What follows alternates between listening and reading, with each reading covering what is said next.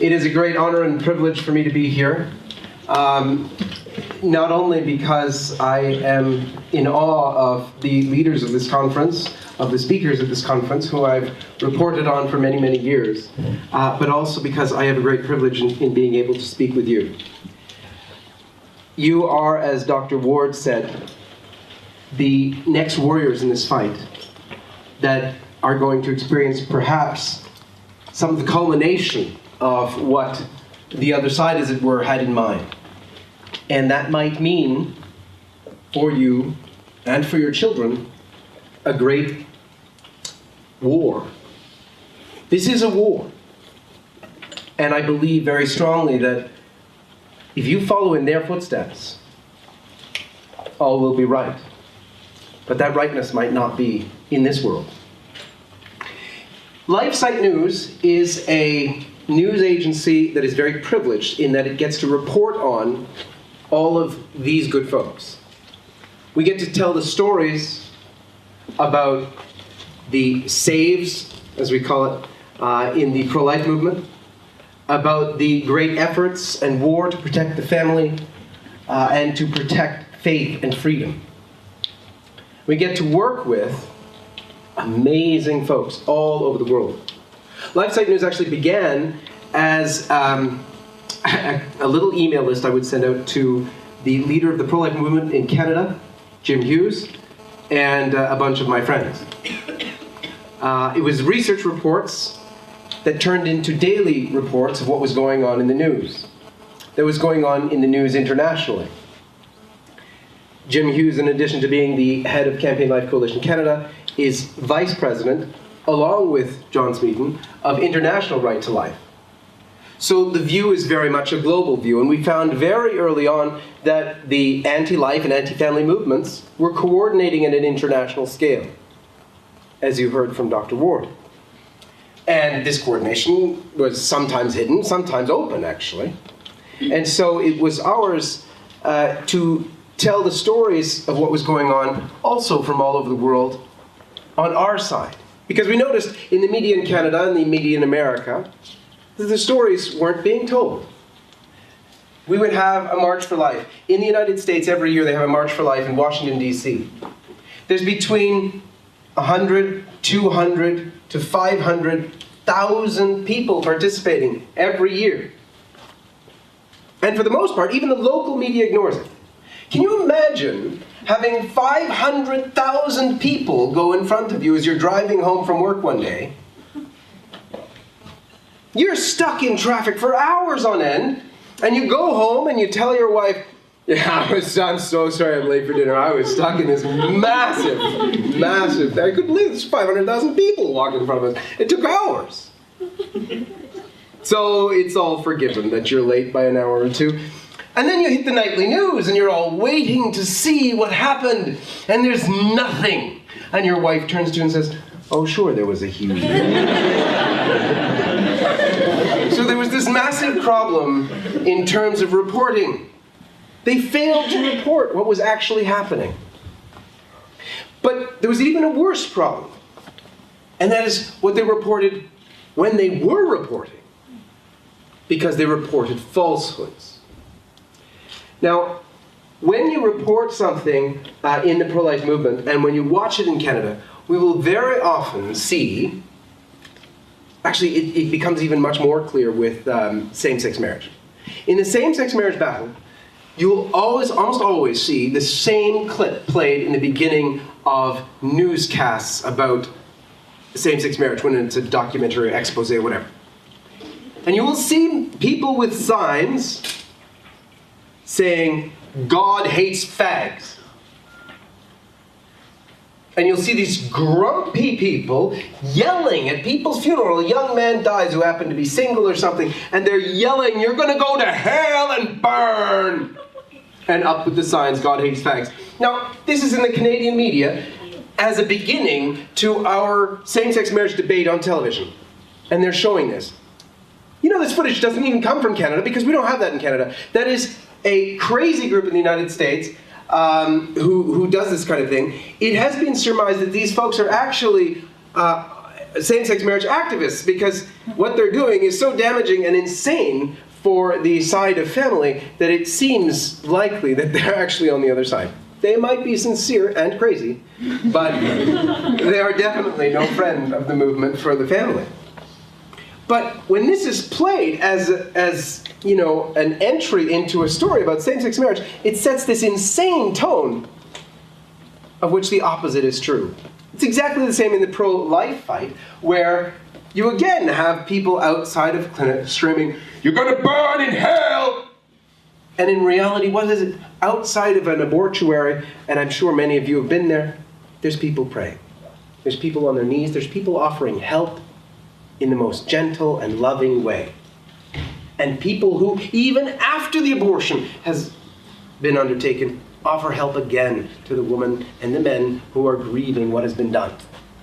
It is the most loving, wonderful movement, and we've had the great privilege at LifeSite News of telling the truth. A beautiful truth, filled with heroes who actually are very much like yourselves. You're going to be called to heroic things. And that's very good. If you were alive in Germany during the Holocaust, just think about it now. If you were alive back then, you were a banker or a doctor or a baker or a taxi driver or whatever you were, what would you want to tell your kids now you were doing? Of course I was stopping the Holocaust. The Jewish race was picked on and tried to be exterminated, and I spent every spare moment of my life, my time, going with my family to help out. It sometimes cost us. Even when we had harbored Jews in our home, it was dangerous, but we did it anyways because we cared and we loved. We wouldn't have sat by during all those years when 6 million were killed. What are we at today? Today, the Holocaust of abortion costs 50 to 60 million every year all around the world. And what are we going to be wanting to tell our grandchildren that we did? Some of us, yes, I could have been a doctor or a lawyer, I could have been a taxi driver or a nurse or a teacher, but I chose to devote my life completely to this human rights endeavor because millions and millions and millions of innocent children were being killed. LifeSite News has a particular perspective, and it comes out of the Christian faith. It also comes out of where we came from. You see, we're two founders at LifeSite News, myself and Steve Jelcevac. Steve Jelcevac has been in the movement 30 years longer than myself. He ranks among the senior members here. And he too is a father of 8 children. I wonder if that's a qualification for LifeSite News, but I don't think. But he was actually a flower child. If you go and look at his wedding photo, you'll see he's there with longish hair and his wife with flowers in her hair. And they were members of Zero Population Growth, the pro-abortion organization that believed the world is overrun with people and we have to protect the environment, and so we should aim for 0 children. He was doing that. And oh, how far he came. But I too came at this from the other side, as it were. I lived a life far away from my faith for many years. Well, at least for 8 years, from the time I was about 14 till 22. And in that time, I lived on the other side with regard to sexuality.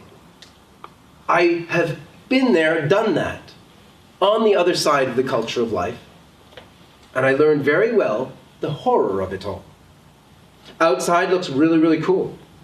I've got girlfriends and things and porn, and I'm driving fast, and I'm actually stealing things and stuff. And okay, it can look cool when you're a teenager, even when you enter university. It's all a great life, right? On the outside, maybe, if you think that's cool, but on the inside, it's hell because you're lying. You're lying to yourself, you're lying to your parents, you're lying to your friends. And inside of that life is hell. You know, when you lie, you feel like you're restricted because you can't say this and that, and then you have to lie again to cover up the lie, and that continues on and on and on until you believe your whole life is a lie, until you believe your whole life is a trap, is a narrow, horrible hell in which you're forced to live. I came back to my faith thanks to the good example of my father, who was a Catholic, a daily mass kind of a Catholic. I remember coming home from clubbing 2, 3 in the morning and finding him kneeling by his bedside. Sometimes I would come home finding him kneeling and slumped over asleep. And my thought, of course, at the time was, what a silly old man.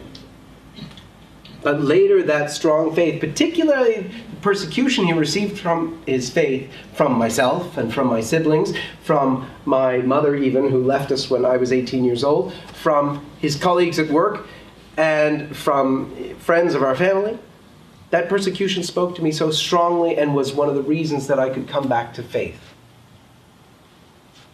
Persecution suffered in joy, in truth, and willingly and embraced is a hugely powerful motivator for truth. So LifeSite News' perspective on the issues that we face is caritas in veritate, or love in truth. And it comes from a knowledge that on the other side is hell. It's not only hell in the afterlife, which we believe, but it's hell on earth as well. And that's true, we all know, and as you've already heard, with regard to abortion. Abortion hurts women. I think in the pro-life fight we've known now, we've seen over the last at least 20 years, this amazing evolution into a pro-life apologetic that's very love-based. Because we have now women all over the place forming groups called Silent No More and other things like that, which talk about the experience of abortion and what it causes and how much pain has come to them. I remember being, or hearing of a black lady who was outside of an abortuary praying, and she was asked the question about, what about abortion in cases of rape or incest? Oh, it's one of the hardest questions. Everybody asks it. Whenever you're asked about abortion, they always come down to that first. And her response was rather amazing. She was a black lady, as I said, and her response went something like, if you're going to kill somebody, why don't you start with the guilty rapist before the innocent child? Which, if you couldn't understand, means if you're going to kill somebody, why don't you start with the guilty rapist before the innocent child? I know that accent might throw a bunch of you off, because your accents sometimes throw me off. But the perspective was amazing. Because you'd think, oh, well, if you're a woman or you come at it from a love perspective, everything's going to be easy and nice. No, it actually is going to be truthful and real. It does, that question does refocus the debate, doesn't it? Wow. Abortion is killing, yes. And it was rape, so it's horrible, yes. But now we're talking about killing who? The innocent child, when we should be talking about it for the guilty rapist. It's insanely insightful. And when said that way, it was actually very well received. One of the things earlier that was mentioned was this perspective on what do you say? I believe it was one of you guys in the back who said that you're confronted as a man when dealing with these issues, and that's all the more difficult. And it is. I remember I was outside of a pro-life talk that we were having in Winnipeg, Canada. It's Manitoba.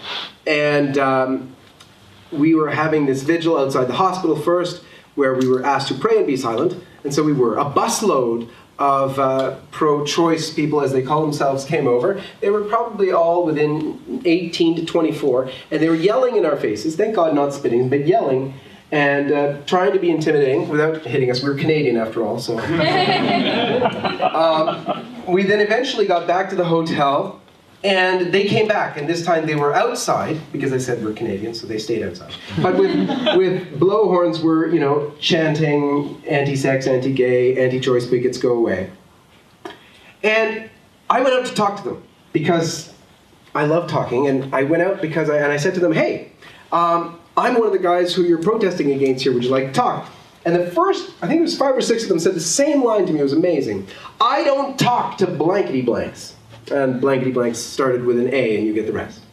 And I thought, had they come up with a line, or do I just look a particular way that's weird? So I tried one more time, and the 6th time it was to a girl probably around 21, 22 years old, and she agreed. And I thought, oh, great. So I went over to the side, and she went over to the side, and the whole demonstration stopped. They were going around in a circle over there.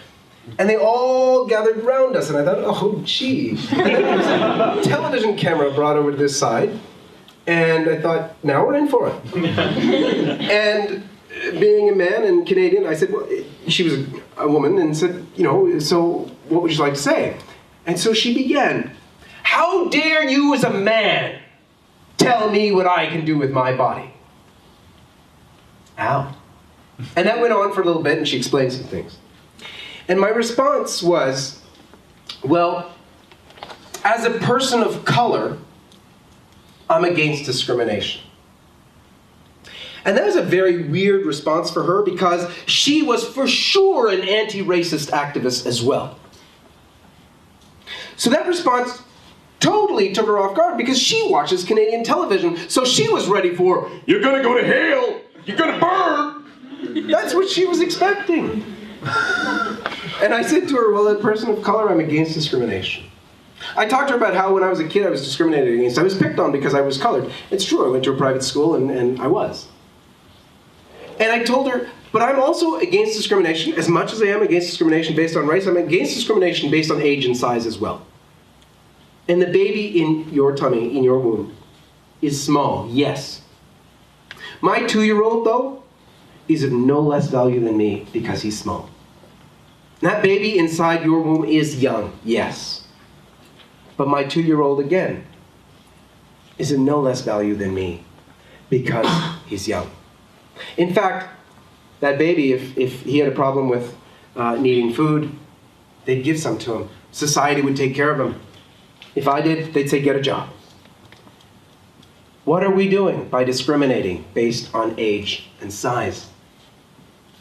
Well, that conversation ended up, she was now talking about, well, you know, the economic reasons and the pressures and so on for having an abortion.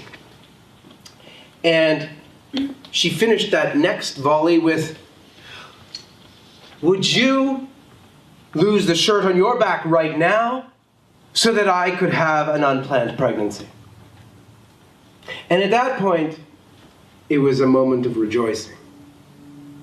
I said to her, yeah, I'd lose my shirt right now. I'd lose my right arm because that baby in there is my brother or sister. And I love that child and you and care about you. So yes, money is of no consequence. And we ended up that conversation talking about how the government needs to give aid and so on and so forth. But the interesting part about it is the approach of love that has been so ingrained into the pro-life movement for the last 20 years is having an effect. It's having a beautiful effect because it's reaching the heart. Most young women today are learning that abortion is a harm. So why, when a woman is already raped, are we going to give her the added trauma of abortion? And there are many speakers around the world today, friends of mine and many, many others, who are actually the victims. There's a famous lawyer, Rebecca Kiesling, and her big talk is Conceived in Rape. And she's a beautiful, famous, and a lawyer who is in the United States and now has devoted her life to this cause. And there are many women who have experienced rape and had their children who proclaim that the child was the only thing that helped me come to peace with what happened to me, that allowed me to give forgiveness to my rapist. And if you know anything about psychology, that's my background. Forgiveness is the only way we can really move beyond things. In the pro-life movement is evident, and it is changing minds and hearts everywhere. We have the other battle, though, in the culture wars today, and it's probably the one that's more prevalent and everywhere now, and it's the question of marriage and family. the redefinition of marriage coming at us for homosexual marriage. My country, it was legalized in 2005. This is a tough issue. It's a tough issue also because the number one question that comes at us is, well, if those two guys love one another, how come they can't get married? And if you're facing activists themselves, things like, hey, don't you say your God is all about love? Isn't your religion about love? And yet you're against the love between me and my same-sex partner. What's your problem? Those are hard. We can have all sorts of defenses. We can defend ourselves with the fact that marriage is an institution that predates society. It's the foundation of society. You can say that it's bad for the rearing of children, and so on and so forth. These arguments, though, are difficult in the face of an argument of love because they're more theoretical. They're not as immediate. I love my partner. Why are you against our love? There is an answer that's quite immediate, and that's totally involves love, but many, many people, especially religious groups, organizations, hierarchy, if you will, have been reticent to go in that direction.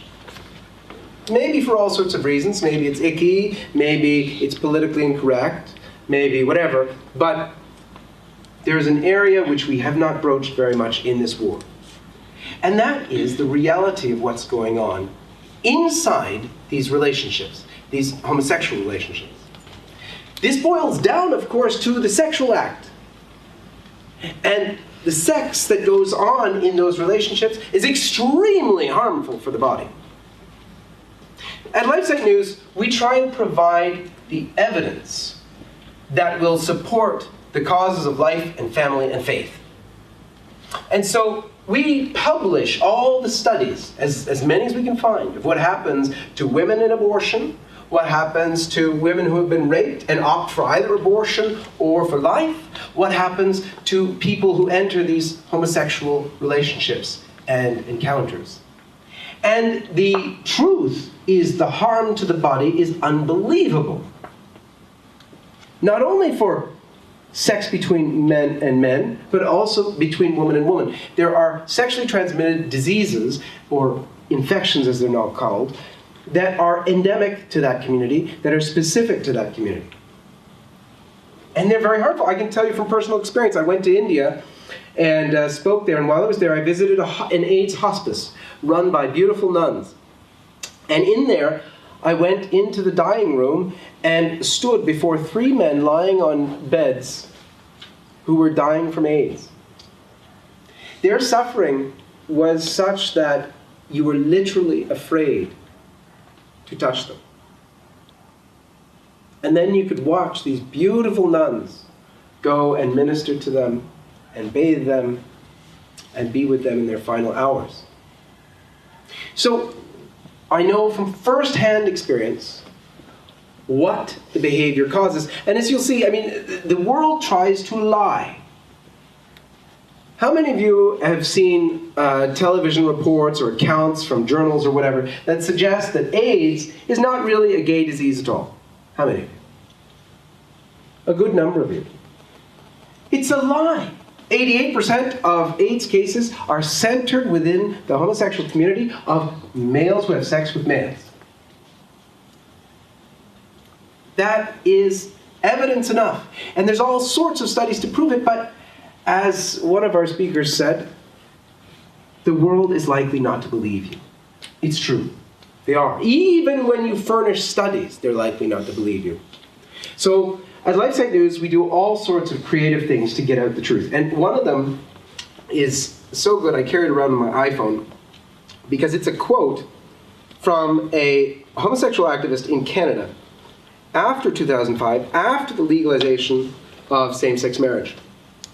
And the man's name was Jens Hellquist. He was the executive director of the Canadian Rainbow Health Coalition, a leading homosexual activist group in Canada. And his point was to gain more healthcare dollars for the GLBT or LBGTQ or whatever other community. And here is exactly what he said. We have, speaking of gay, lesbian, transgendered, etc., Canadians, we have one of the poorest health statuses in this country. Health issues affecting queer Canadians include lower life expectancy than the average Canadian, suicide, higher rates of substance abuse, depression, inadequate access to care, and HIV/AIDS. There are all kinds of health issues that are endemic to our community. We have higher rates of anal cancer in the gay male community. Lesbians have higher rates of breast cancer. The reality is more GLBT people in this country who die of suicide each year than die from AIDS. There are more who die early deaths from substance abuse than die of HIV/AIDS. And he concluded with these words: now that we can get married, everyone assumes that we don't have any issues anymore. A lot of the deaths that occur in our community are hidden. We don't see them. But those of us who are working on the front lines see them. And I'm tired of watching my community die.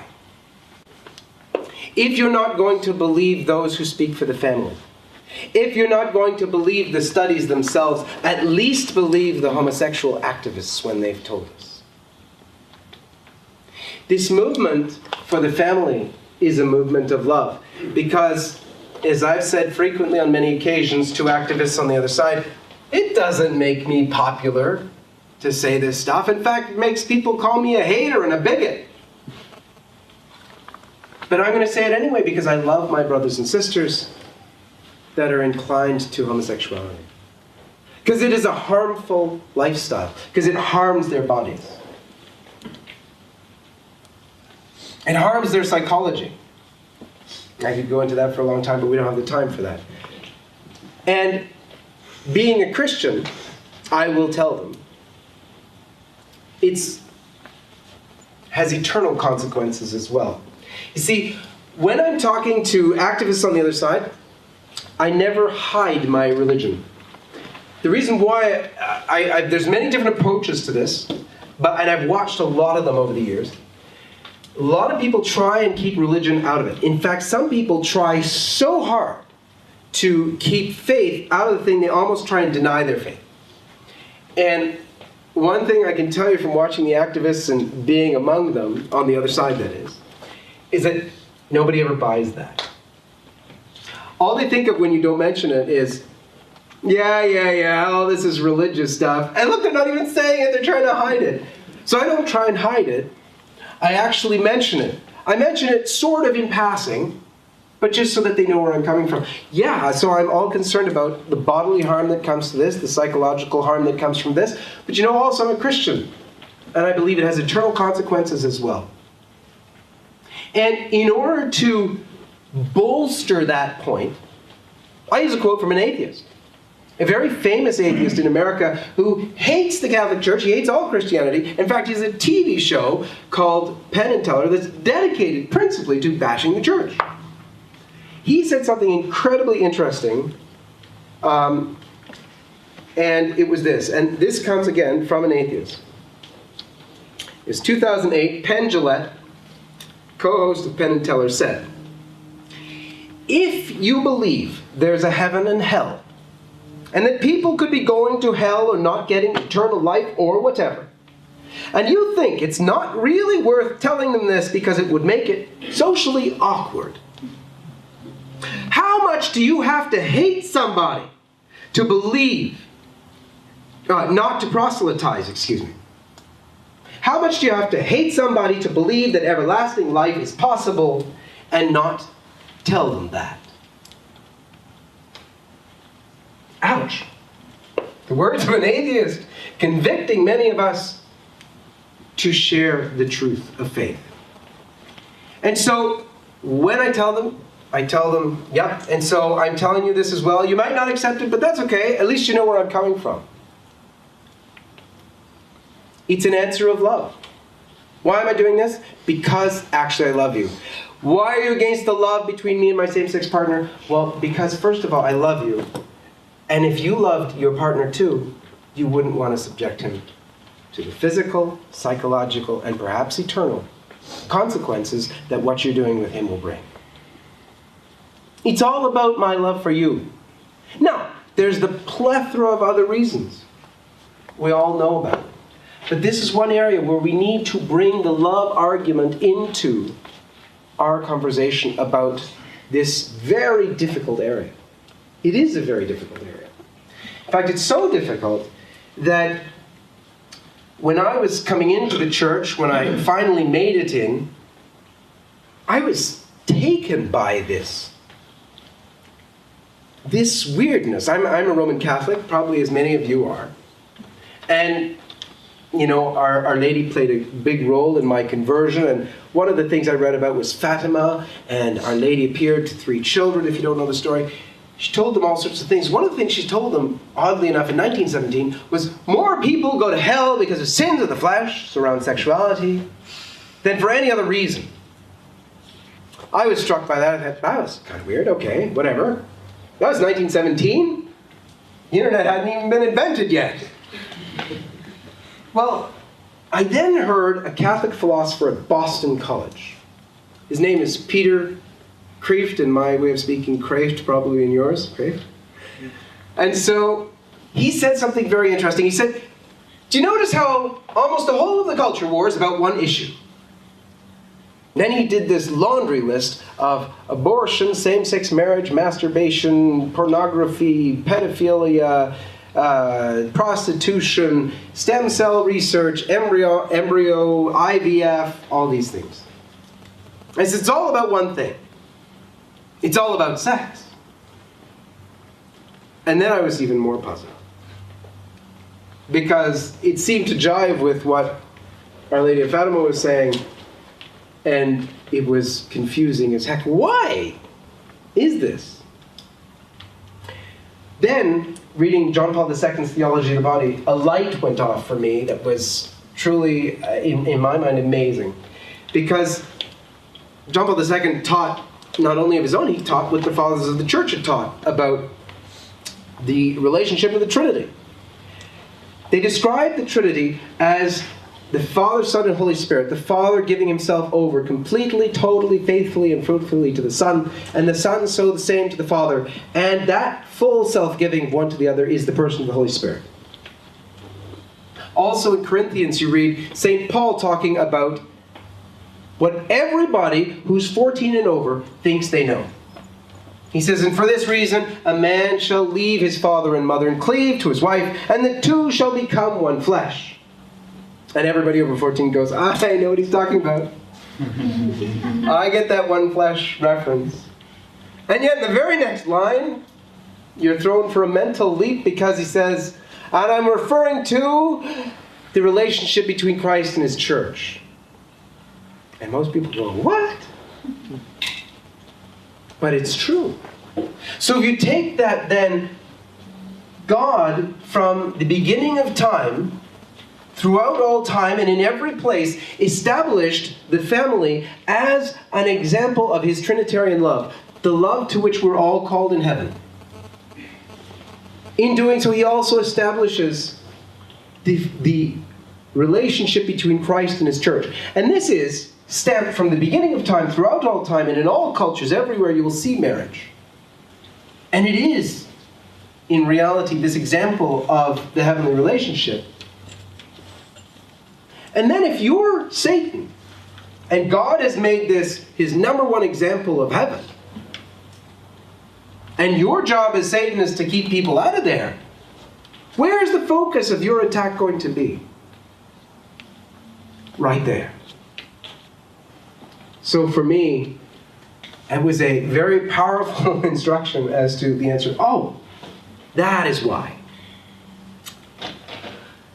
So at LifeSite News, we have used this approach. And as I said, it's not an easy approach. It's not one that is, it's all love and mercy and therefore it's all easy. It's not. Love leads us to some very challenging decisions, some very challenging things. One of the interesting perspectives, for instance, is that debate that began in the Catholic Church probably a long time ago, but reached a critical point in 2004. And it was what to do with pro-abortion Catholic politicians. In 2004, many of you might not know this, but in 2004, the Holy Father, at the time John Paul II, intervened into a debate among the American bishops on this exact question.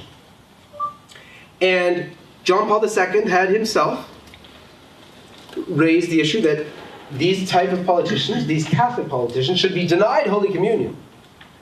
And he, in fact, appointed Cardinal Rinsey, a beautiful black cardinal, to head up the Congregation for Divine Worship and Discipline of the Sacraments, which was in charge of that kind of thing. And Cardinal Rinsey was asked so many times this question about communion for pro-abortion politicians that he actually made up a joke.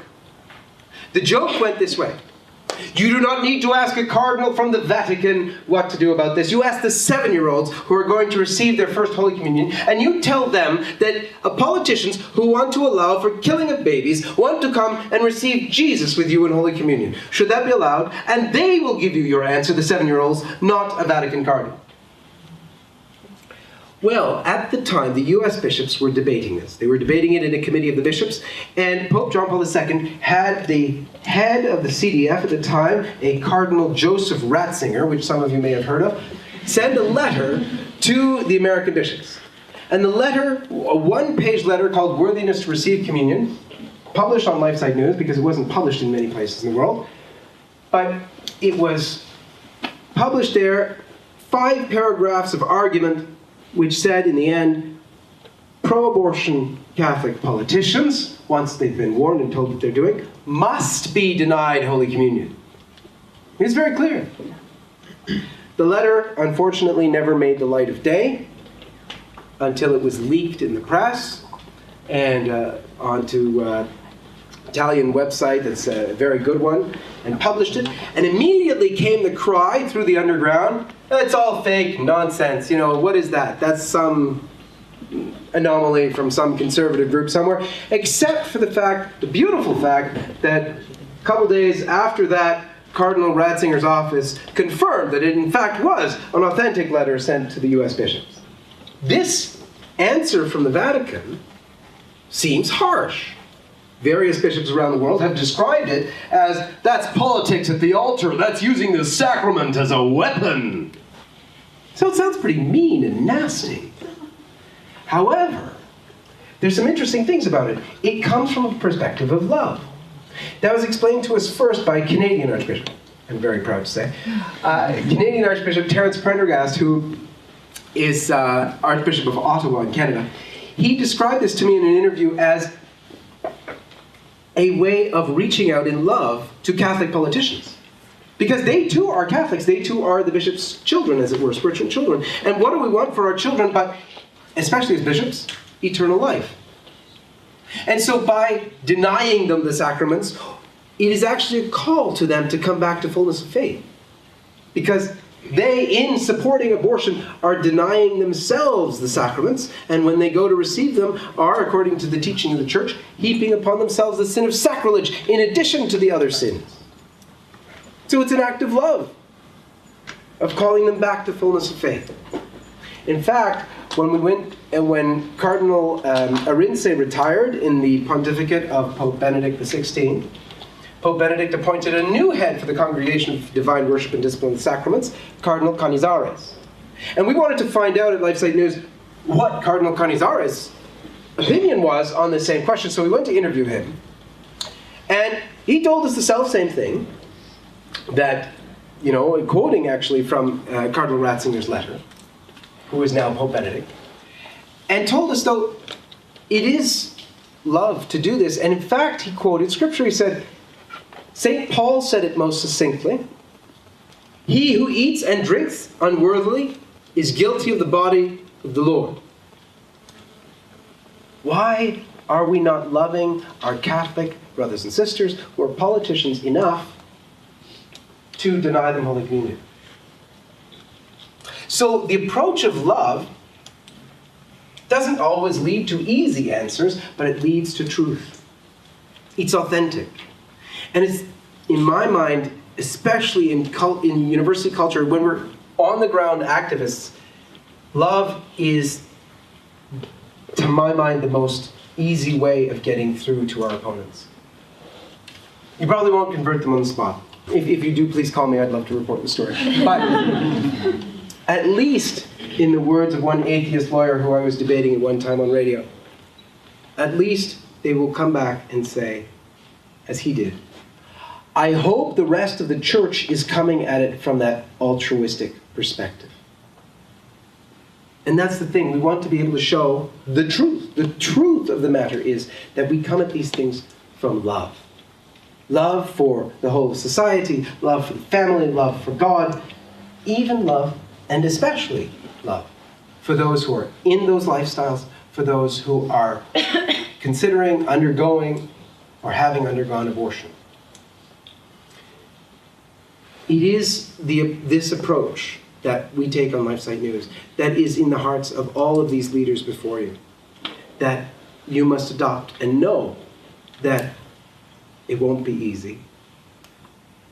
It is a call to you because you are of a generation that you're few among your peers. You're a lone voice, often, in the institutions where you are. Yet you have behind you and with you and in you the truth. The truth, though, that love in its greatest expression is sacrifice. Our Lord, of course, was the ultimate example of love, and his love led him to this. And in some very real ways today, we are called to that same sacrificial love. Right now, if you speak out on life, marriage, even in love, even with the most eloquent words of love, you won't be loved for it. You might face all sorts of ridicule. God knows one day we might face real persecution, real physical persecution. You see, the movement doesn't end with same-sex marriage. I'm going to give you a quick laundry list of what happened in Canada since same-sex marriage was passed, and slightly before. The list now is on the floor. But since same-sex marriage, we've had printers who lost their houses fighting court cases for unwillingness to print homosexual activist material, even though he was right next to people who would have printed it. We had teachers fired for writing in the newspaper, not teaching in class, in favor of traditional marriage. We had counselors forbidden from doing their jobs. We have legal precedent now to forbid helping children and even adults who want help to overcome same-sex attraction from doing so. It's now illegal in various states and various countries. We have bed and breakfast owners, also here and all over the world, who are forced out of business and having to pay out hefty fines for being unwilling to allow two men to come and sleep together in their homes. Mayors all over Canada were told that they must proclaim Gay Pride Day, and if they failed to, were sued and forced to proclaim it through their offices anyways. I have a friend who's a sportscaster. He was on Sportsnet in Canada. It's a very cushy, nice job. If you're into sports and you like it, you're on camera every day, and you're paid a good deal. And he tweeted in favor of traditional marriage, and the next day was fired from his job. We have, though, in the end, I could go on and on, there's many, many, many examples, but in the end, and what's happening now, as you heard from Dr. Ward, the aim is the children. The aim is changing the culture, and if they can't do it with adults, they're going to get to children. And how do you get to children when parents are raising them in homeschooling and so on and so forth? How do you get to the children? Well, you insist. And in Germany, you don't allow homeschooling. And in Canada, in the province of Quebec, you make a specific course that teaches not only equality of all religions, but equality of all families, and you insist that that goes on in public school, in Catholic school, in private school even, and also in homeschooling. And when a homeschooling family took that case to court, to the Supreme Court, they lost. You have the Catholic, by the way, Premier of Toronto telling the Cardinal Archbishop there that they must have gay anti-bullying clubs in the Catholic school system, otherwise lose funding for the Catholic system. And the Catholic Church, unfortunately, allowing for that. You have then in the Yukon, after that that sort of caving in. You have in the Yukon, the bishop there being told that Catholic teaching on the issue of homosexuality is not allowed in Catholic schools, and the bishop acquiesces how? By making a new curriculum which includes the teaching of the catechism on how there should be no unjust discrimination, but excludes from the teaching in the Catholic curriculum anything to do with the homosexuality as being outside the plan of God. So you have this going on above and beyond same-sex marriage. The battle doesn't end. It increases.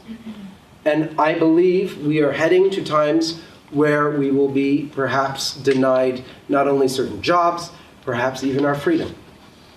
And in Cardinal George, who's in America, said that he expected to die in his bed, he expected his successor to die in prison, and he expected that following successor to die a martyr. I agree with that assessment. I think we are headed for times that might call us to great heroism in faith. But the one thing I can tell you for sure is that all of the sacrifices that you make and are making for this matter will be the most fruitful way to change this culture. The church is known forever that it is on the blood of martyrs that the church thrives.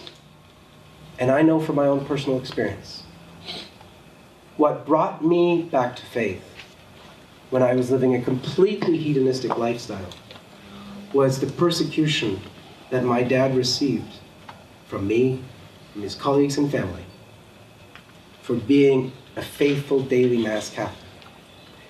That conviction, that practice of faith in the midst of persecution was what saved my life from hell.